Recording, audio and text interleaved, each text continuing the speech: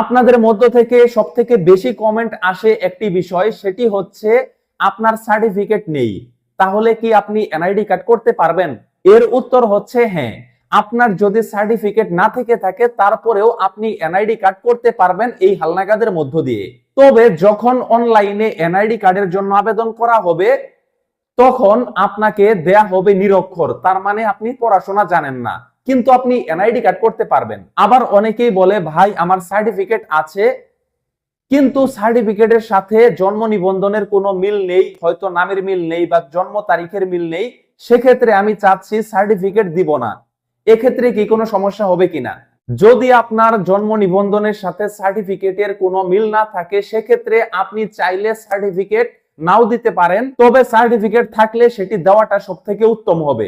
একটি কথা হচ্ছে, যখন আপনার বাড়িতে বাড়িতে গিয়ে আপনাদেরকে একটি ফর্ম দেয়া হবে, সেই ফর্মটি যখন আপনি পূরণ করে তাদের কাছে জমা দিবেন, তারা কিন্তু আপনাকে অনলাইনে আবেদন করে দিবে পরবর্তীতে। হালনাগাদের একটি সুবিধা হচ্ছে আপনার নিজের আবেদন করা লাগবে না, তারাই আপনার তথ্য নিয়ে তারাই আবেদন করে দিবে।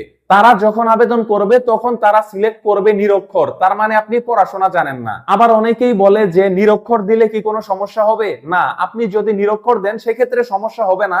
তবে আপনাদের কাছে একটি প্রশ্ন, সেটি হচ্ছে আপনি শিক্ষিত হয়ে কেন আপনি নিরক্ষর দিয়ে এনআইডি কার্ড করবেন?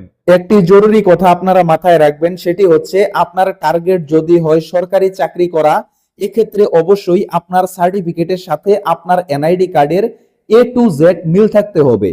যদি অমিল থাকে সেক্ষেত্রে আপনি চাকরি পাবেন না। এখন যদি বলেন আপনার জন্ম নিবন্ধন এবং সার্টিফিকেটে অমিল আছে, আপনি এখন জন্ম নিবন্ধন দিয়ে এনআইডি করবেন, সার্টিফিকেট শো করবেন না, কিন্তু পরবর্তীতে আপনি চাকরি করবেন, সেক্ষেত্রে কিন্তু আপনার সার্টিফিকেট ভ্যালুলেস হয়ে যাবে, মানে আপনার সার্টিফিকেটের কোনো দামই থাকবে না, আপনি চাকরি করতে পারবেন না। এজন্য মূলত আপনাকে আগে জন্ম নিবন্ধন সার্টিফিকেটের সাথে মিলিয়ে সংশোধন করে পরবর্তীতে আপনার ভোটার হতে হবে। এবং যদি আপনার টার্গেট হয় না পড়াশোনা করেছি, সার্টিফিকেট আছে, সেটি আমার দরকার নাই, আমি বিদেশে বা বাইরে চলে যাব, সেক্ষেত্রে আপনি জন্ম নিবন্ধন দিয়েই এনআইডি কার্ড করতে পারবেন। যদি আপনার সার্টিফিকেটে ভুল থাকে সেক্ষেত্রে আপনি শুধুমাত্র জন্ম নিবন্ধন দিয়েই এনআইডি কার্ড করতে পারবেন। এখন আপনার জীবনের লক্ষ্য কি, সরকারি চাকরি করা নাকি বিদেশে চলে যাওয়া, সেটির উপর নির্ভর করবে আপনি সার্টিফিকেটে আপনার ভুল থাকলে বা জন্ম নিবন্ধন এবং সার্টিফিকেট অমিল থাকলে আপনি শুধুমাত্র জন্ম নিবন্ধন দিয়ে করবেন, নাকি অবশ্যই আপনাকে আগে জন্ম নিবন্ধন সার্টিফিকেটের সাথে সংশোধন করে তারপর সার্টিফিকেট এবং জন্ম নিবন্ধন দুটি দিয়ে এনআইডি কার্ড করবেন, সেটি আপনার সিদ্ধান্ত।